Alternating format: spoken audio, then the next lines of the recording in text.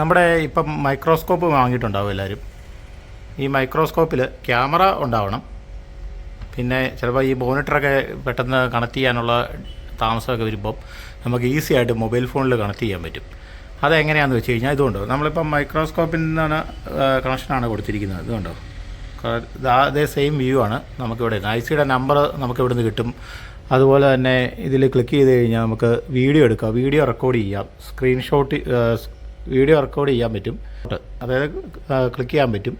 പിന്നെ അതുപോലെ കുറേ ഓപ്ഷൻ ഉണ്ട് ഇതിനകത്ത്, ഈ ക്യാമറയിൽ തന്നെ. ഇതെങ്ങനെയാണ് നമുക്ക് ഇൻസ്റ്റാൾ ചെയ്യുന്നത്, അല്ലെങ്കിൽ ഇതെങ്ങനെയാണ് ഇത് കണക്ട് ചെയ്യുന്നതെന്നുള്ളത് നമുക്ക് നോക്കാം എങ്ങനെയാണെന്നുള്ളത്.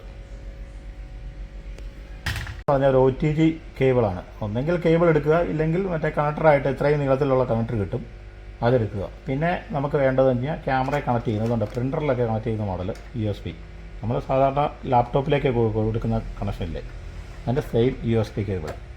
പിന്നെ നമുക്ക് വേണ്ടതെന്ന് വെച്ച് കഴിഞ്ഞാൽ മൊബൈൽ ഫോണിൽ, അപ്പോൾ ഞാൻ ടാബിലും കാണിച്ചു തരാം ഞാൻ. USB ക്യാമറ എന്ന് പറയുന്നത് പ്ലേ സ്റ്റോറിൽ പോയി കഴിഞ്ഞാൽ നമുക്ക് ഡൗൺലോഡ് ചെയ്യാൻ കിട്ടും. അതുകൊണ്ട് USB ക്യാമറ ഇതാണ്, അത് പ്ലേ സ്റ്റോറിൽ പോയി കഴിഞ്ഞാൽ നമുക്ക് ഡൗൺലോഡ് ചെയ്യാൻ പറ്റും. ഉണ്ടോ, USB ക്യാമറ. ഈ ഫസ്റ്റ് കിടക്കുന്നതാണ് നമ്മൾ എടുത്തിരിക്കുന്നത്.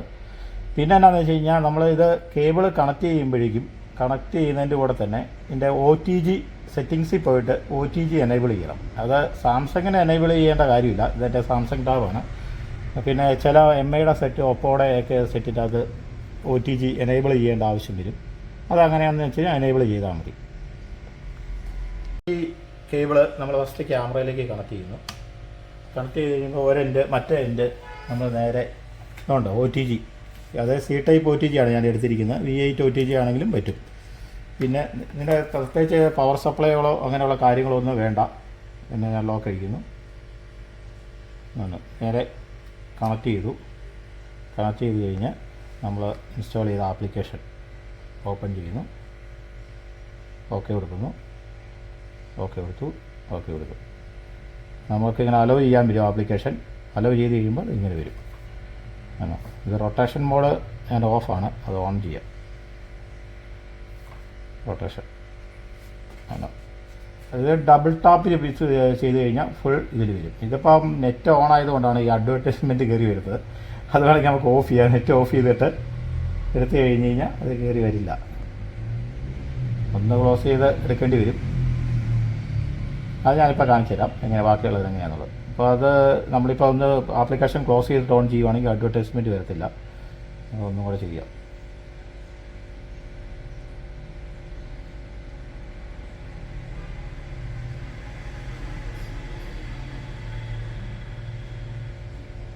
അഡ്വർടൈസ്മെൻറ്റ് പോയി. നമുക്ക് ഇതിൽ ഡബിൾ ക്ലിക്ക് ചെയ്യുകയാണെങ്കിൽ നമുക്ക് ഫുൾ സ്ക്രീനിൽ വരും. പിന്നെ നമ്മൾ എടുക്കുന്നതുകൊണ്ട് മൊബൈലിൽ അതിനൊക്കെ ഇത് മാറ്റിയിട്ട് ഇപ്പം IC-യുടെ നമ്പറുകൾ കറക്റ്റാണ്. പിന്നെ സൂം ചെയ്യണമെങ്കിൽ ഈ മൈക്രോസ്കോപ്പിൽ ഓൾറെഡി സൂം ചെയ്യാൻ പറ്റും. നമുക്ക് പിന്നെ ഈ ടാബിലും ഇതുപോലെ തന്നെ സൂം ചെയ്യാം. ഇത് ടാബായാലും മൊബൈലായാലും. ഞാനിപ്പം ആദ്യം നമ്മൾ വീഡിയോ എടുത്തപ്പോൾ മൊബൈലാണ് കാണിച്ചത്. ഞാൻ വേണമെങ്കിൽ മൊബൈൽ ഒന്നും കൂടെ കാണിച്ചു തരാം. അതുകൊണ്ട് ഇത് ഫുൾ സ്ക്രീനാണ് നമുക്കിത്. ഇത് ഡബിൾ ടാപ്പ് ചെയ്ത് കഴിഞ്ഞാൽ ഒരു പ്രാവശ്യം നിൽക്കാൻ മതി, ഇത് ചെറിയ സ്ക്രീനിലേക്ക് മാറ്റും. പിന്നെ ഇവിടെ നമുക്ക് ഓപ്ഷൻ ഉണ്ട്, ഇതുണ്ടോ, അതായത് വീഡിയോ റെക്കോർഡ് കൊടുക്കാം. വീഡിയോ റെക്കോർഡ് കൊടുത്തു കഴിയുമ്പോഴേക്കും റെക്കോർഡ് ചെയ്യാൻ സ്റ്റാർട്ടാവും. നമ്മൾ ചെയ്യുന്ന വർക്കുകൾ ഇവിടെ ഇപ്പോൾ എന്താ IC ഇപ്പോൾ മാറുന്ന വർക്കുകളൊക്കെ ആണെങ്കിൽ ഇതിൻ്റെ അത് നമുക്ക് റെക്കോർഡ് ചെയ്യാൻ പറ്റും. ഇതുണ്ടല്ലേ, നമുക്ക് ഇനി കമ്പ്യൂട്ടറിലേക്ക് ശരിക്കും പറഞ്ഞാൽ സാധാരണ കമ്പ്യൂട്ടറിലേക്ക് റെക്കോർഡ് ചെയ്തിട്ട് എഡിറ്റ് ചെയ്യുകയാണ് സാധാരണ ചെയ്യാറുള്ളത്.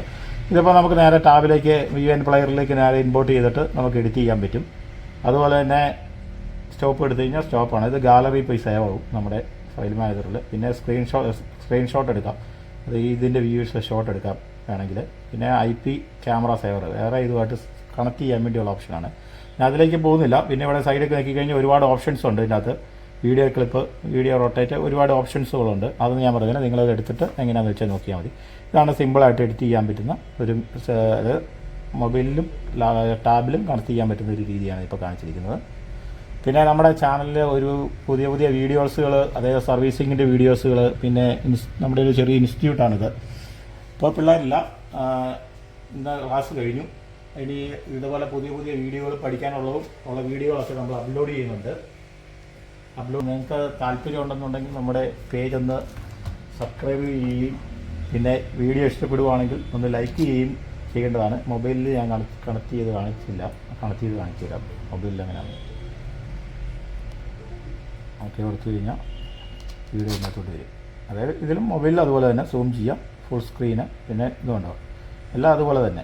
അത്രയും സിമ്പിളായിട്ടൊരു കാര്യമാണ്. അതായത് പ്രത്യേകിച്ച് ഡ്രൈവറുകളോ കാര്യങ്ങളോ ഒന്നും ഇൻസ്റ്റാൾ ചെയ്യേണ്ട, ജസ്റ്റ് ആപ്ലിക്കേഷൻ ഡൗൺലോഡ് ചെയ്തു നമ്മൾ കണക്ട് ചെയ്യുന്നു, ഇത്രയും കേസേ ഉള്ളൂ. അത് മൈക്രോസ്കോപ്പ്, ഞാനിരിക്കുന്ന മൈക്രോസ്കോപ്പ്. എല്ലാവരും ക്യാമറ ഉണ്ടാവണം എന്നൊരൊറ്റ നിബന്ധനകളേ ഉള്ളൂ. പിന്നെ എല്ലാ ഇതിലും USB പോർട്ട് ഉണ്ടാവും, എല്ലാ ക്യാമറകളിലും USB പോർട്ട് ഉണ്ടാവും, നമുക്ക് കണക്ട് ചെയ്യാം.